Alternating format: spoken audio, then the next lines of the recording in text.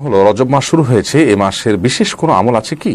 রজব মাস শুরু হলেই রাসূলুল্লাহ সাল্লাল্লাহু আলাইহি ওয়াসাল্লাম নাকি একটি দোয়া পড়তেন, এর কি কোনো ভিত্তি আছে? রজব মাস শুরু হয়েছে, এটি সম্মানিত 4 মাসের একটি, এটা হলো মূল বিষয়। আমাদের সমাজের মানুষ রজব মাস শুরু হলে দোয়া পড়তে জানে, কিন্তু সম্মানিত 4 মাসে একটি, সে বিষয়টা বেশিরভাগ মানুষ জানেন না। রজব মাস এবং রমজান পরবর্তী 3 মাস ধারাবাহিকভাবে শাওয়াল, জিলকদ, জিলহজ, মুহররম, এই 3 মাস অর্থাৎ 11, 12 এবং 1, এই 3টা ধারাবাহিক মাস এবং রজব মাস চতুর্থ মাস, এই 4টি মাস হলো বছরের মধ্যে সম্মানিত মাস। এই মাসগুলোতে যুদ্ধ বিগ্রহ করা নিষিদ্ধ, এই মাসগুলোতে নিজের প্রতি অবিচার করা, নিজের প্রতি নিজে জুলুম করা, পাপাচারে লিপ্ত হওয়া, এগুলা বিশেষভাবে নিষিদ্ধ। এবং এই মাসের সম্মান দেখিয়ে আল্লাহ রাব্বুল আলামিনের ইবাদত বন্দেগী রুটিন কাজগুলো বিশেষ গুরুত্বের সাথে করতে হবে। এই জন্য রজব মাসের সে বিষয়গুলো আমরা মাথায় রাখবো।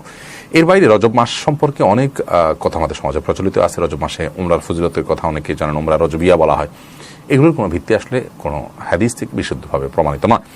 এছাড়া আল্লাহুম্মা বারিক লানা ফি রজব ওয়া শাবান ওয়া বাল্লিগনা রমাদান, এরকম একটি দোয়া আমরা পড়ে থাকি রজব মাসে।